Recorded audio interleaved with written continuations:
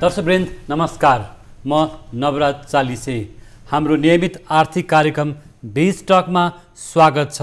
आर्थिक कार्यक्रम बीज टकमा हामीले बैंक वित्तीय संस्थाका विभिन्न विषयवस्तु, अर्थ मन्त्रालय र मुलुकको समग्र आर्थिक विषयवस्तुहरूका विषयमा बहस पैरवी गर्दै आएका छौँ। नेपाल राष्ट्र बैंकले केही समय अघि मात्रै मौद्रिक नीति जारी गरेको छ र कोभिडको महामारीमा परेको अर्थतन्त्रलाई चलायमान बनाउन लागि बैंक वित्तीय संस्थाको महत्त्वपूर्ण भूमिका हुन्छ। किनभने यतिखेर कोभिडको महामारीको कारणले गर्दा साना मझौला कृषि लगायतका विभिन्न उद्योग व्यवसायहरू थला परेको अवस्था छ र यो थला परेको अर्थतन्त्रलाई चलायमान हुन नसकेको अर्थतन्त्रलाई रोजगारी सिर्जना गर्नुपर्ने बैंक वित्तीय संस्थाको महत्त्वपूर्ण भूमिका हुन्छ। आज हामी बैंक वित्तीय संस्था, कृषि कर्जा, युवा उद्यमशीलताको अवस्थाको बारेमा चर्चा गर्नेछौँ। हामीसँग हुनुहुन्छ कृषि विकास बैंकका प्रमुख कार्यकारी अधिकृत अनिल कुमार उपाध्याय। उहाँ नेपाल ब्याङ्कर्स सङ्घको पनि उपाध्यक्ष हुनुहुन्छ। यहाँलाई स्वागत छ। धन्यवाद नवराजी। यहाँ त लामो समय कृषि विकास बैंकमा बिताउनु भयो नि। हजुर, करिब 30 वर्षको अवधि पार गरेर 2 वर्ष जति अवकाश लिएपछि फेरि म खुला प्रतिस्पर्धाबाट विगत अब 2.5 वर्षभन्दा बढी समय फेरि यता बिताएँ। करिब 32-33 वर्षको कार्यकाल कृषि विकास बैंकसँग जोडिएको छ। वास्तवमा नेपालको बैंक वित्तीय क्षेत्रको इतिहासलाई केलाउँदाखेरि कृषि विकास बैंकको आफ्नै महत्त्वपूर्ण भूमिका पनि छ। लामो श्रृङ्खला पनि पार गरिसकेको छ यो ब्याङ्कले, होइन? र यो कृषि विकास बैंकबाट आज कर्पोरेट ब्याङ्किङमा यसले आफ्नो अभ्यास पद्धतिलाई अगाडि सारिसकेको छ र देशभर आफ्नो शाखा सञ्चालन विस्तार भएको अवस्था छ। र कृषि विकास बैंकबाट करियर सुरुवात गर्नुभएको र आज कृषि विकास बैंककै हाकिम हुनुभएको छ, होइन? अब यो ब्याङ्कको सिओ भइसक्दाखेरि वास्तवमा किसान एउटा देशको भूगोल हेर्दाखेरि तराई, मधेस, पहाड, हिमाली जिल्लाहरूदेखि मधेसका जिल्लाहरूसम्म हाम्रो कुनै न कुनै कृषि त छ, कृषि कर्म छ, कृषि कर्जा गर्नुपर्ने हुन्छ। त्यो सबै कुरालाई सम्झिँदा कस्तो लाग्छ, कसरी काम गर्नु पर्ला जस्तो लाग्छ? पहिले त हामी हिजोको 54 वर्षको यात्रामा हिजोको डेभलपमेन्ट ओरिएन्टेड बैंक, खास गरी कृषिलाई वित्तीय साधन स्रोत उपलब्ध गराउने, उपकरण जस्तो सामग्रीहरू, प्रविधिलाई मैत्रीसँग जोड्ने भनेर कृषि विकास बैंकले समग्र त्यो अभियानमा लामो समय काम गर्यो। पोभर्टी एलिभेसनमा काम गर्यो। अनि त्यसपछि आएर आफूलाई फेरि अब चाहिँ व्यावसायिक भएर जानुपर्छ, बजार अनुकूल हुनुपर्छ, बजारसँग समाजसँग जोडिएर सबै ब्याङ्किङ कारोबारसँग जोडिनुपर्छ भन्ने पुनर्संरचना गर्दै गर्दै बैंक अहिले चाहिँ हामी चाहिँ एक किसिमको अन्य बैंक सरहको बैंक छौँ र हाम्रो अहिलेको अवस्था भनेको गाउँको एउटा तबकामा जहाँ पुग्नुपर्ने त्यहाँ पनि कृषि विकास बैंक पुगेको छ। सहरको मुख्य केन्द्रमा पनि उपस्थिति आफ्नो बलियो बनाएको अवस्था छ। समग्रमा क वर्गको बैंकले जे गर्नुपर्ने थियो, कृषिको कार्यक्रमलाई नछाड्ने र अरू जति पनि ब्याङ्किङ बिजनेस इन्डस्ट्रीमा पर्ने बिजनेसहरूलाई त्यहाँ त्यो फन्डेड होस्, नन फन्डेड होस्, सबै कुरालाई एउटै one stop solution, one door सल्युसनको रूपमा यो बैंकले आफूलाई चाहिँ त्यो खालको परिमार्जन गर्दै स्थापित गर्दै ल्याएको छ र अहिले हामी त्यसमा कतिपय क्षेत्रमा लिड पनि गरिरहेछौँ, होइन? यहाँ त्यस्तो नयाँ प्रडक्टहरू ल्याउनु भएको छ अहिले भनौँ न, अहिले कृषिलाई हामीले लिड गरेको छौँ, होइन? कृषिको हाम्रो पोर्टफोलियो पनि अहिले टोटल कर्जाको 37% कृषिमै छ हाम्रो पोर्टफोलियो, होइन? इन्डस्ट्री 13% प्लसको ग्रोथमा छ भने इन्डस्ट्रीभित्रको पनि त्यो पर्सनमा हामी त्यहाँ पनि 13% आफू मात्रै छौँ के भन्नु। कृषि उद्यमशीलता पनि त बढ्दो छ। मैले भन्न खोजेँ कि हामीहरू अहिले कृषि, पर्यटन, साना लघु भनेर अस्ति कुराहरू जसरी आयो राष्ट्र ब्याङ्कबाट, त्यो पोर्टफोलियो कृषि विकास ब्याङ्कको होल अहिले कुल हाम्रो कर्जाको भारको 71-72% त्यही भार मात्रै छ।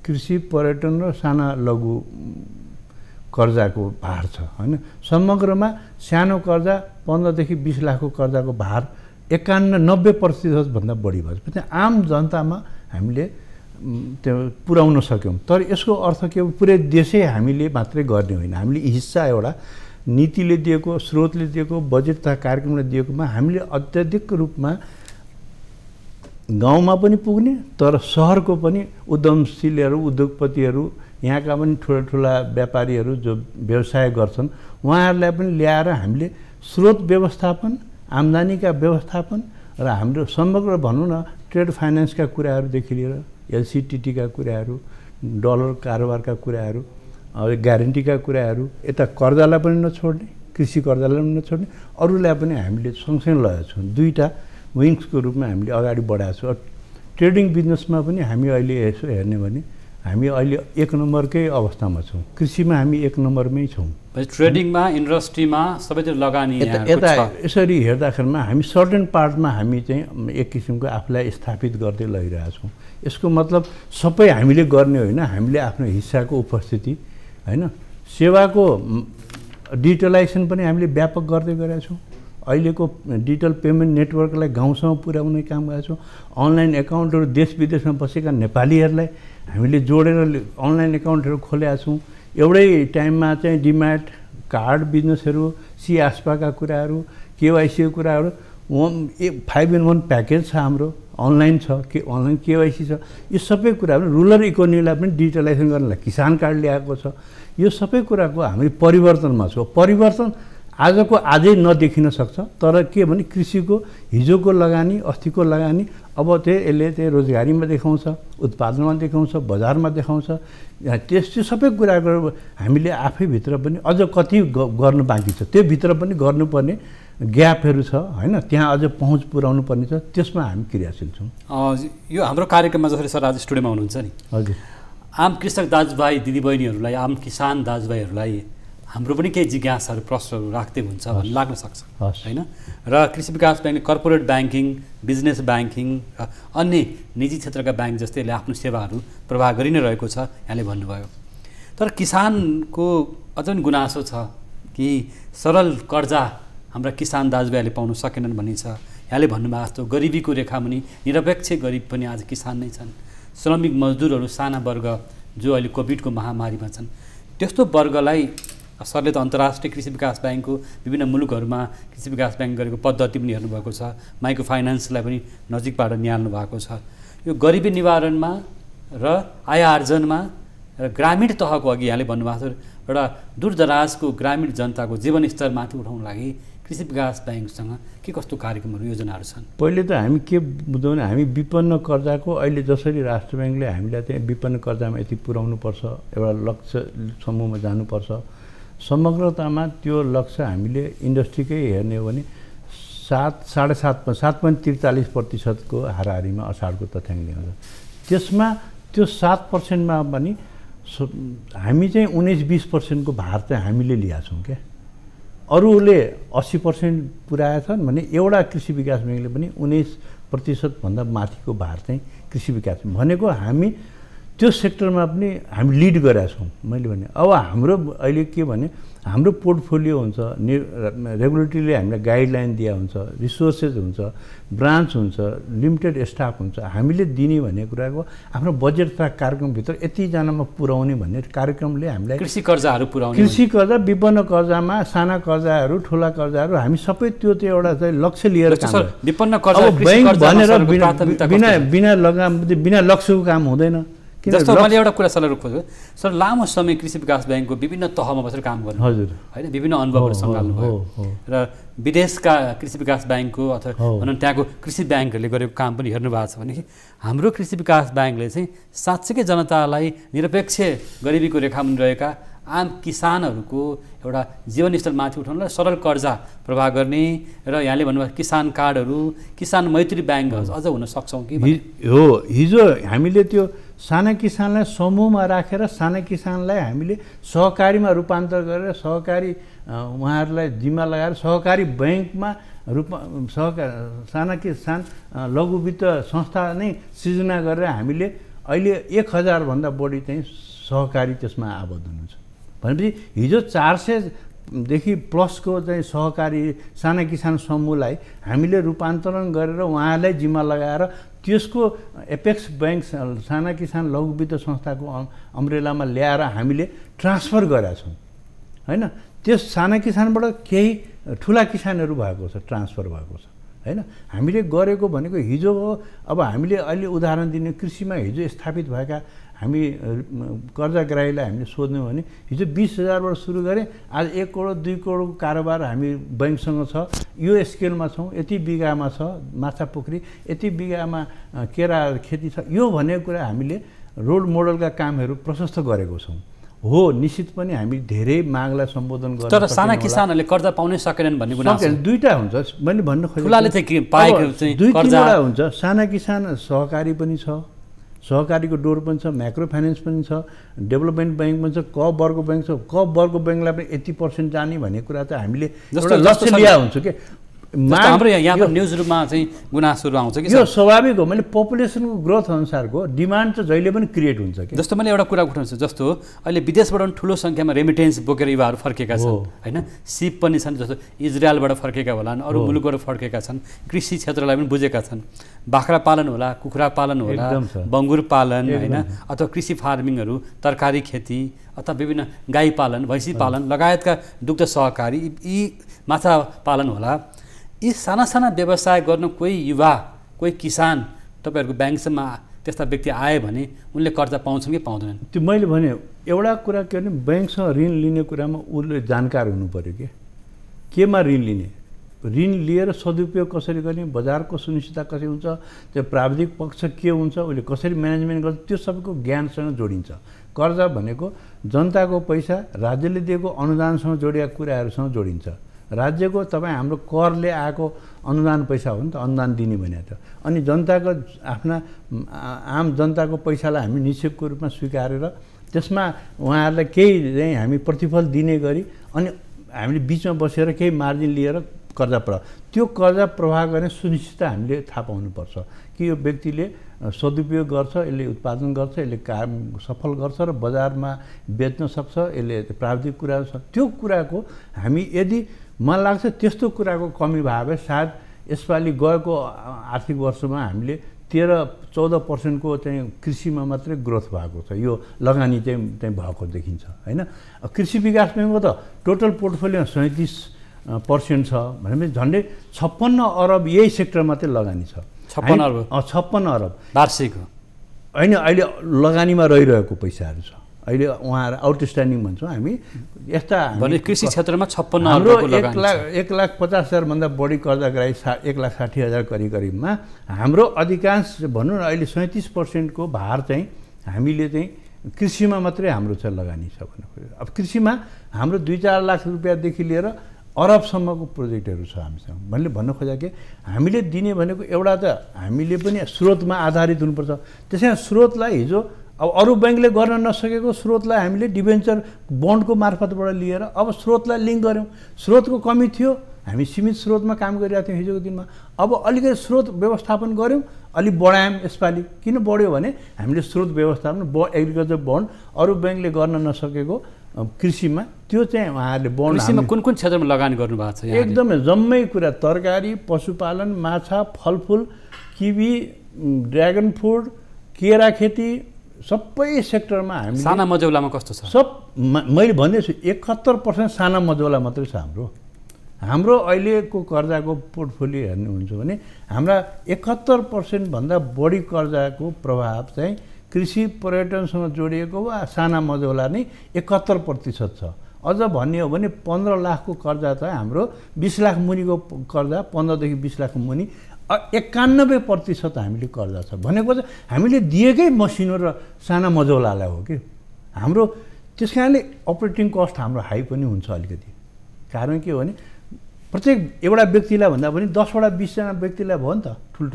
ठुलोको एउटालाई दिनु र मसिनो धेरै दिनु अनि सबै ठाउँमा पहुँच पुर्याउनु हो। निश्चित पनि अझ पनि हामीले गर्नुपर्ने धेरै। अझ म एउटा कुरा जोड्न चाहेँ सर, जस्तो सरकोसँगको यो अन्तर्वार्ता सुन्दै गर्दा विभिन्न प्रदेशमा रहेका हाम्रा नागरिक, हाम्रा दाजुभाइ दिदीबहिनीहरू जस्तो पछिल्लो क्रममा हामी के देख्छौँ भने राष्ट्रिय योजना आयोगको तथ्याङ्कलाई नै आधार मान्ने हो भने गरिबी चाहिँ बढेको देखिन्छ कोभिडको कारणले गर्दा। त्यो 2 नम्बर प्रदेशमा बढी गरिबी देखिन्छ अनि सुदूरपश्चिम कर्णाली हैन लगायत त्यस क्षेत्रका जहाँ गरिब जनता छन् जहाँ ती जनतालाई माथि उकास्नु पर्ने छ हैन उनीहरूको जीवनस्तर माथि उठाउनु पर्छ भने त्यस्तो क्षेत्रमा राहतको कार्यक्रम प्याकेज कार्यक्रमहरू छैन। म अहिले भन्छु हामी कसरी काम गरेका छौँ भने जस्तो प्रदेश नम्बर 7, प्रदेश नम्बर 6, प्रदेश नम्बर 4, प्रदेश नम्बर 5, प्रदेश नम्बर 3 र 1 नम्बर प्रदेशमा जोडिया छ। एक अझ गरेका छन्। 2 मा हामी प्रदेशको सरकारको प्रदेश स्तरीय मन्त्रालयसँग हामीले साना र मझौला कृषिलाई जोड्ने सम्झौता गरेर उहाँले अनुदान उपलब्ध गराउने हैन। अनि उहाँले कुनै संस्थाबाट परियोजनाबाट प्रोजेक्टबाट तयार गरेको समूहमा पनि लगानी गर्ने, उहाँले रेकमेन्डेसन गरेकोलाई पनि गर्ने प्राविधिक रूपमा उहाँले गरेको, किनभने कृषि मन्त्रालय त्यता पनि छ हैन, प्रविधि मन्त्रालय छ, कृषि मन्त्रालय छ, मन्त्रालयहरूको रेकमेन्डेसन पनि छ। हामीले ती प्रदेशसँग सम्झौता गरेर कर्जा प्रवाह जस्तो हामीले 3 नम्बरमा हामीले यो गएको आर्थिक वर्षमा अलि ढिलो हामीले सम्झौता गऱ्यौँ, कार्यविधि पास गर्नु पर्यो, किन दुईटै पक्षले यसरी जाने भन्ने कुराको मोडालिटी त पास गर्नु पर्यो। र उहाँहरूसँग हाम्रो सहकार्य 1 अरब जतिको हामीले कर्जा प्रवाह गर्दाखेरिमा पुरा अलिक ढिलो पनि भयो, कोभिड पनि भएको कारणले करिब हामीले चाहिँ 53-54 करोड रुपियाँ चाहिँ उहाँहरूले 15 लाखको मुनि कर्जालाई प्रवाह गर्नलाई हामीले सम्झौता गरे अनुसार 53-54 करोड रुपियाँ हामीले चाहिँ कर्जा प्रवाह गरेका छौँ। त्यस्तै हामी प्रदेश 6 नम्बरमा प्रदेश सरकारसँग 50 लाखसम्मको कर्जाको लागि हकमा उहाँहरूले अनुदान दिने, उहाँहरूको किसानबाट 1% मात्रै लिने, बाँकी उहाँहरूले अनुदान कृषि विकास बैंकलाई दिने। हामीले चाहिँ उहाँहरूले गरेको प्रोजेक्टहरू उहाँहरूले सेलेक्सन गरेको वा कृषि बैंकमा आएका प्रोजेक्ट, त्यस्तै हामीले 7 नम्बरमा, त्यस्तै हामीले 4 नम्बरमा, अब 4 नम्बर त अरू बैंकलाई पनि गरिएको छ हैन 10 लाखसम्मको कर्जाको हकमा। त्यस्तै 5 नम्बर प्रदेशमा छ। अहिले 1 नम्बरमा पनि हामीले सम्झौता गऱ्यौँ। कुन कार्यक्रममा छ सर यस्तो? यो सबै मसिनो साना मझौला कृषि जस्तो होइन, सबै कृषिको तपाईँको त्यहाँ फलफुल खेती छ, तरकारी खेती छ, पशुपालन छ। अब सुर्खेततिर जाने हो भने बेसारदेखि लिएर सबै कुराहरू छ हैन, फलफुल छ हैन।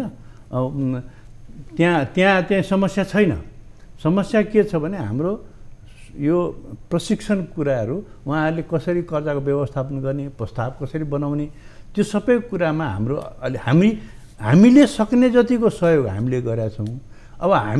अब तपाईँले अघि नै भनेको प्रश्न, हामी यस्तो 15-20 लाखको कर्जालाई अझ मिल्छ भने अनलाइन नै गर्ने प्रथा गर्दैछौँ, ताकि उहाँहरूले दिएको कर्जा पाए कि पाएन स्ट्याटस पनि थाहा हुन्छ। यसमा विवाद नमिलेको कर्जा दिने मिलेन, कागज नमिलेको जस्तो कोही मान्छे आउनुभयो अरे यहाँ, मान्छे पर्मानेन्ट बस्छ कि बस्दैन थाहा छैन, हामीले रेटिङ गर्नु पर्यो परेन। कर्जा लिएर दुरुपयोग भयो भने जवाबदेही को हुन्छ? त्यस कारण उसले बसेर उद्यमशीलता विगतमा कृषि कर्जा धेरै जोखिममा नि परेको पाइयो हो। त्यस कारणले के हो भने यो सेक्टरमा मान्छेहरू के माइग्रेट हुने चलन पनि छ। जस्तो सर एउटा कुरा, जस्तो यहाँ ब्याङ्कर्स सङ्घको उपाध्यक्ष हुनुहुन्छ, विगतमा यहाँले जुन कर्पोरेट ब्याङ्किङको पनि कुरा गर्नुभयो, स्मार्ट ब्याङ्किङ होइन, कृषि विकास ब्याङ्कको सेवालाई अलि बढी स्मार्ट, फुर्तिलो, प्रभावकारी र भनौँ न लक्षित वर्गसम्म पुग्ने र छिटो सेवा पाउने, छिटो छरितो भनौँ न। अब प्रतिस्पर्धा नि छ नि ब्याङ्क वित्तीय संस्थाहरू, धेरै प्रतिस्पर्धा छ। सरकारी स्वामित्वको ब्याङ्कले नै आफ्नो एउटा विश्वास जित्नुपर्ने अवस्था छ। छिटो छरितो स्मार्ट ब्याङ्किङ सेवालाई लिएर जान के गर्दै हुनुहुन्छ? एकदमै छ। किसानलाई हामीले किसान कार्डसँग जोडेका छौँ। उहाँलाई भुक्तानी प्रणाली, उहाँहरूको जम्मा हुने प्रणाली, पैसा पनि बिक्री गरेर पैसा जम्मा हुने र केही सामग्री किन्छु, उपकरणहरू, खाद्यान्न सामग्री किन्छु, खाद्यान्न बेच्छु भने त्यो लोकलै हामीले चाहिँ एक किसिमको चाहिँ मर्चेन्ट भन्छौँ, एजेन्टको रूपमा, तिनकै मार्फतबाट बिक्री पनि गर्ने। जस्तो गोलबेडा ल्याएर बेच्यो भने उसको खातामा जम्मा हुने हैन। कुनै सामान किन्यो भने क्युआर कोडको, किसान कार्डलाई हामीले क्युआर कोडबाट हामीले चाहिँ भुक्तानी दिने सिस्टमहरू, मोबाइलमा ओटिपी नम्बर आउँछ, अनि यति भुक्तानी ठिक छ भनेपछि हामी भुक्तानी दिन्छौँ। किसान कार्डको कुरा चाहिँ मैले भने यो हामीले कति प्रभावकारी छ किसान कार्ड? यो त हामीले गत आर्थिक वर्ष सुरु गऱ्यौँ, कोभिडको महामारी भयो, यो किसानलाई प्रशिक्षित गर्दै उहाँलाई अभ्यासमा ल्याउँदै, किनभने पैसासँग जोखिम पनि हुन्छ, भुक्तानी प्रणाली मिस्टेक भयो भने के हुन्छ? त्यस कारण यसलाई चाहिँ हामीले 500-700 हामीले गरिसक्यौँ पोहोर होइन। यसपालि हामीले व्यापक गरेर यसलाई चाहिँ यसपालि कमसेकम 15-20 हजारभन्दा बढी सङ्ख्यामा पुर्याउने अनि यो अभ्यस्त भइसकेपछि आफैले डिमान्ड क्रिएट गर्ने। अब यसमा हामीले के गरेका छौँ कृषि बिमाको भुक्तानीमा समस्या म अहिले यसमा जोड्दैछु। यसमा त्यो कार्डमा हामीले किसान क्रेडिट कार्ड भन्ने चाहिँ सिस्टम डेभलप गरिरहेका छौँ। यसमा तपाईँको बजारको सूचना पनि पाउने एप छ। यसमा हामीले बजारमा कति मूल्य छ, कुन बजारमा डिमान्ड छ, कसैले आफ्नो मलाई यति चाहियो भने त्यो बायरले राख्छ भने त्यो इन्फर्मेसनमा बस्न सक्छ। सेलरले आफ्नो मसँग यति स्टक छ भनेपछि उसको बिचमा एउटा लिङ्क गर्ने एपहरू हामीले बजारको सूचना, मौसमको सूचना, प्राविधिक ज्ञान, कसलाई सम्पर्क राख्ने यस्ताहरू पनि हामीले सूचनामूलक राखेका छौँ। अब यो के हुन्छ बुझाउँदै प्रयोगमा ल्याउँदै जानुपर्ने कुरा आफैमा किसानलाई डिजिटलाइजेसन गर्ने चुनौतीपूर्ण कुरा छ। किन बुझाउनु पऱ्यो नि त, बुझाएर अभ्यासमा ल्याउनु पऱ्यो। अभ्यासमा ल्याउने कुरा आफैमा चुनौती छ। किसान क्रेडिट कार्ड चाहिँ कति जनासम्मलाई पुर्याउन सक्नुहुन्छ 1 वर्षमा? अब यसपालि हामी 20,000 मिनिमम पुर्याउँछु भनेका छौँ। 20,000 मिनिमम पुर्याएपछि के हुन्छ भने यसले रोल मोडलको काम गर्छ अनि त्यसले भोलि 50,000 क्रिएट गर्छ, लाख क्रिएट गर्छ। जस्तो अहिले हामीले मोबाइल क्रेडिट कार्ड चाहिँ किसानको घर घरसम्म पुग्छ। अब घर घर भन्ने यही त भाषा हामी फरक गरौँ। आवश्यक व्यक्तिले प्रयोग गर्नु पर्यो, घर घर होइन के, लक्षित वर्ग होइन। जसको आवश्यकता छ, जसले उत्पादनलाई बेच्न खोजेको छ, जसले किन्न खोजेको छ, जसलाई कर्जा सूचनासँग आवश्यकता छ उहाँहरूलाई हामीले बुझाउनु पर्यो। तपाईँ सञ्चार माध्यम मार्फत पनि बुझाउनु पर्यो, स्थानीय रूपमा हामीले पनि बुझाउनु पर्यो। स्थानीय सहकारी जरुरी छ कि यो, किनभने त्यहाँ यो आजको न्युज 24 त्यहाँ सुन्छ कि सुन्दैनन् किसानले। किसान दिउँसो त काम गरिरहेको हुन्छ हो है। हामी कसैले हामी बौद्धिकले एउटा ढङ्गको छलफल गरिरहेको हुन्छ, तर किसानको तहमा हामी त्यहाँ पुर्याउने छलफल गरिरहेको हुँदैनौँ।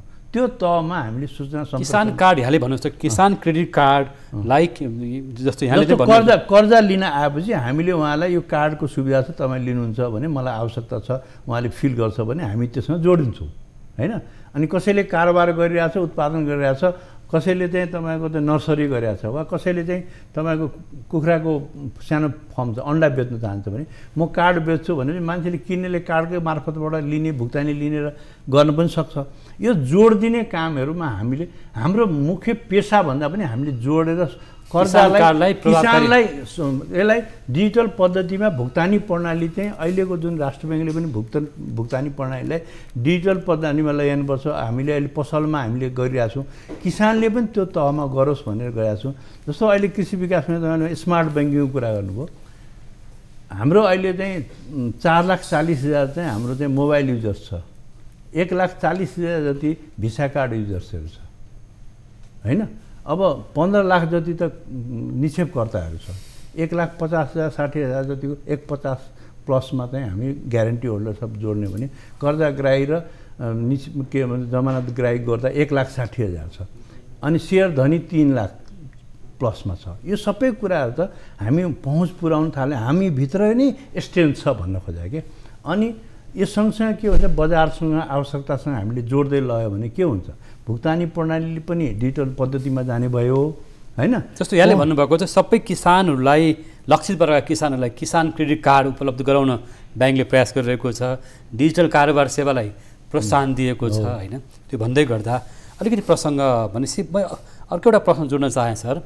विदेशबाट फर्केर आएका युवाहरूले पनि अलिक कृषि कर्जाको माग बढिरहेको छ, कृषि क्षेत्रमा उहाँहरूको आकर्षण बढेको छ भने त्यस्ता व्यक्तिहरू कृषि विकास ब्याङ्कसँग आयो भने कर्जा पाउँछन्? पाइरहेछ, तर मैले भनिहालेँ उहाँहरूले पनि गर्नुपर्ने शर्त पालना, ब्याङ्कले छनौट गर्ने कुराहरू ब्याङ्क पनि विश्वास हुनु पऱ्यो नि। यो मान्छेले चाहिँ यिनीबाट उद्यमशीलताको काम हुन्छ, यिनले सदुपयोग गर्छन्, पैसा लिएर फेरि भोलिपल्ट 2 महिना 4 महिना फेरि अन्त जाँदैन भन्ने विश्वास त हुनु पऱ्यो। त्यो वातावरणसँग बिजनेस लोनको परियोजना देखाउने पाउँछ, एकदमै पाउँछ र पाइरहेको छ। यो तथ्याङ्कले देखाउँछ, गएर हेर्नु पऱ्यो। यहाँ सञ्चार माध्यमले पनि स्थानीय तहमा गएर यस्ता परियोजना देखाउनुहोस् भन्यो भने 2-4वटा परियोजना त हामी देखाउनु, तपाईँहरूलाई जहाँ जुनसुकै ब्रान्चमा गएर पनि हामी देखाउन सक्छौँ। अहिले त्यो अवस्थामा कृषि विकास पनि छ र यसमा चाहिँ हामीले चाहिँ मैले भने अहिले पनि सहुलियतपूर्ण कर्जाहरूको हेर्ने भने हामीले ठुलो सङ्ख्यामा युवा स्वरोजगार कार्यक्रममा के दुरुपयोग भयो भन्ने पनि कुराहरू त आइरहेको छ। ब्याङ्क वित्तीय संस्थाहरूमा त्यो प्रश्न उठिरहेको छ नि त सर। अनि दुरुपयोग कुनै कुनै कसैबाट भएको होला, तर दुरुपयोग यदि छ भने हामी निरुत्साहित गर्छौँ। त्यस्तो दुरुपयोग हुने मैले भने नि, दुरुपयोग गर्ने बित्तिकै हामी उहाँहरूलाई असुल उपर गर्ने कारबाही गर्छौँ। एउटा प्रश्न, अब ब्याङ्कर्स सङ्घको पनि उपाध्यक्ष हुनुहुन्छ तपाईँ, पहिलोपटक सरकारी स्वामित्वको ब्याङ्कबाट ब्याङ्कर्स सङ्घमा उपाध्यक्ष चयन भइसक्नु भएको छ होइन। ब्याङ्कर्स सङ्घको उपाध्यक्ष पनि भइरहेको नाताले अहिले पछिल्लो दिनमा निक्षेप पनि खासै बढ्न नसकेको एउटा कुरा आइरहेको छ। कोभिडको महामारी छ, तरलताको सङ्कट फेरि देखिन थालेको छ, लगानी गर्ने रकम छैन भने ब्याङ्कहरूले अहिले भनौँ न कर्जाको ब्याज दर बढाउन भनिरहेका छन् भन्ने कुरा बाहिर सञ्चार माध्यममा आइरहेको छ। कसरी लिनुभएको छ यो विषयलाई? अब अहिले असाढमा हामी सरप्लसमा थियौँ, किनभने पुँजीगत खर्चको धेरै भुक्तानीहरू भयो। साउन महिनामा आएर अब सरकारको सञ्चालन खर्चहरूको कमी आयो, पुँजीगत खर्चहरू चाहिँ कमी आयो। अब निक्षेप चाहिँ करिब 88 अरबले हामी चाहिँ डिक्रिज अवस्थामा, हामी चाहिँ खस्केको अवस्थामा छौँ होइन। र अब कर्जा चाहिँ 63-64 अरब चाहिँ प्लस भएको छ। यसको प्लस र माइनस जोड्ने हो भने निश्चित पनि यो चाहिँ अब पैसाहरू अब सिडी रेसियोको बेसमा हामीले काम गर्नुपर्ने भएको हुनाले निक्षेपको तानातान अवस्था चाहिँ सुरु देखियो। किनभने अहिले अन्तर्ब्याङ्क सापटी नै करिब 5 को हाराहारीमा पुग्न थाल्यो होइन। हाम्रो चाहिँ राष्ट्र ब्याङ्कबाट लिने ओभरनाइट रिपोदेखि लिएर एसएलएफको चाहिँ पार्ट पनि अहिले भनौँ न 10 अरबभन्दा बढी चाहिँ पोजिसन चाहिँ छ अवस्था होइन। यो सबै सिनारी हुँदा लिक्विडिटी अलिकति टाइट पोजिसनमा छ हामी। अनि यतातिर राजस्वको पनि 1 खरबभन्दा बढी राजस्व असुली भयो होइन। आयात वृद्धि भएको छ। यी सबै कुराको हेर्दाखेरिमा तरलता अलिकति सङ्कुचन आएको छ। यसले चाहिँ निक्षेपको ब्याज बढाउने सङ्केत चाहिँ दिएको छ। यो कम्पिटिसन मार्केट हो। त्यस कारणले अहिलेको समयमा अब राज्यको भुक्तानी प्रणालीहरू, नयाँ बजेट आउने कुराहरू पनि आइरहेछ। भुक्तानीका कुराहरू, सञ्चालन खर्च वा पुँजीगत खर्चहरू यो सबै आउने र अलिकति बाहिरबाट आउने पैसाहरू पनि यदि आइदियो भने यसले सहजता पाउँछ। अब राष्ट्र ब्याङ्कको विभिन्न टुल्सहरू प्रयोग भएर हामी ब्याङ्करहरूले चाहिँ आफ्नो तरलता व्यवस्थापन गरिरहेको छौँ। अब ठ्याक्कै चाहिँ गाह्रै भयो भन्ने भन्दा पनि एउटा टाइट पोजिसनमा छौँ। यसमा हामी सचेत छौँ र मूल्य वृद्धि, निक्षेपको वृद्धि बढ्नु भनेको कर्जाको वृद्धि पनि हो। त्यसमा चाहिँ राष्ट्र ब्याङ्क पनि सूक्ष्म निगरानी गरिनुपर्छ। हामी पनि सकेसम्म सन्तुलित भएर जाउँ, यसलाई बढाएर जानुहुन्न, सकेसम्म यसलाई सन्तुलित गरेर जानुपर्छ भने सबै ब्याङ्क वित्तीय संस्थाहरू, हामी ब्याङ्कर्सहरूले चाहिँ यसमा चाहिँ सचेत छौँ, सचेत भएर गइरहेको छ। ब्याङ्कर्सहरू पनि दबाबमा हो अहिले? दबाब त यो जहिले पनि ब्याङ्किङ बिजनेस भनेको दबाबै हुन्छ। किनभने दबाब बढी पैसा भयो भने दबाब हुन्छ, कम पैसा भयो भने दबाब हुन्छ, बिजनेस गरेन भने दबाब हुन्छ, बिजनेस बढी गऱ्यो भने दबाब हुन्छ। किनभने बढी गऱ्यौँ, अब अस्तिको एक्सेस 20% को ठाउँमा 28% गऱ्यौँ, प्रोभिजन जोखिमको बेलामा प्रोभिजन हामी थप्यौँ, हामी सन्तुलितै गर्नु पऱ्यो। हुन त त्यो राइट ब्याक हुन्छ होइन। अहिले पनि हामी चाहिँ के आफ्नो टार्गेटमा काम गर्नु पऱ्यो, लक्ष्य हुन्छ। ब्याङ्करमा त हाम्रो सेयर होल्डरलाई प्रतिफल पनि दिनु पऱ्यो। हामीले सरकारले राजस्वको कुराहरू पनि हेरिरहेको हुन्छ, उद्यमीहरूले ऋणको सस्तो ऋणको अवस्था पनि हुन्छ, निक्षेपकर्ताले बढी चाहिँ ब्याज दर पाउँ भनिरहेको हुन्छ होइन। अब यो सबै कुराहरू हेर्दाखेरिमा कर्मचारीले सुविधा पाउँ भनिरहेको हुन्छ होइन। अब त्यसै कारणले सञ्चारकर्मीले राम्रो सूचना पाउँ भनिरहेको हुन्छ। यो सबै कुराको सम्मिश्रण हामी जाने हुनाले यो निश्चित पनि यो दबाब त हुन्छ नि, दबाबमा व्यवस्थापन गर्ने हो। हस् सर, यहाँको महत्त्वपूर्ण अनुभव छ, अन्तिममा के भन्न चाहनुहुन्छ भन्नु होला? कृषि विकास ब्याङ्कले कृषिलाई नछोड्ने अरूलाई जोड्ने हो। खास गरी हामी अहिले यो डिजिटल सिस्टमलाई बलियो गाउँसम्म पुर्याउने, किसानसम्म पुर्याउने, आम पब्लिकको कृषि विकासमा पहिलो चोइसमा हुनुपर्छ। सबै कुरा अहिले हामी चाहिँ अनलाइन डिजिटल सिस्टमबाट चाहिँ जाने प्रयासमा छौँ। फास्ट सर्भिस ग्रोथ पनि हामीले यसपालि हामी ठुलो चाहिँ लगानीको वृद्धिको सम्भावना बोकेर यो वर्ष हिँडिरहेका छौँ, त्यो अभियानमा छौँ। आशा छ धेरै पक्षहरू हामीबाट सन्तुष्ट हुनुहुन्छ र सन्तुष्टि गर्ने प्रयासमा हामी छौँ। हस् हस्, धन्यवाद। यहाँको समय र विचारको लागि पनि धन्यवाद। दर्शकवृन्द, आजको हाम्रो आर्थिक कार्यक्रम बिज टकमा हामीले कृषि विकास ब्याङ्कका प्रमुख कार्यकारी अधिकृत तथा नेपाल ब्याङ्कर्स सङ्घका उपाध्यक्ष अनिल कुमार उपाध्यायसँग कुराकानी गरौँ र आर्थिक समृद्धि र विकासको लागि कृषि क्षेत्रमा लगानी विस्तार गरेर दूरदराजमा रहेका ग्रामीण जनता र विदेशबाट फर्केर आएका युवाहरूलाई कृषि उद्यमशीलतामा आकर्षित गर्नको लागि नेपाल राष्ट्र ब्याङ्कले भने जस्तै कृषि कर्जा र प्राथमिकता र सहुलियतको कर्जालाई प्राथमिकता दिन सक्यो भने मात्रै विकास र समृद्धि हुन सक्छ भन्ने कुरा राख्नुभएको छ। आज जोडिनु भएकोमा कृषि विकास ब्याङ्कका प्रमुख कार्यकारी अधिकृतलाई पनि धन्यवाद। आजको नियमित प्रस्तुति बिज टकको समय पुरा भएको छ। हामी यो कार्यक्रमबाट बिदा माग्छौँ। नमस्कार।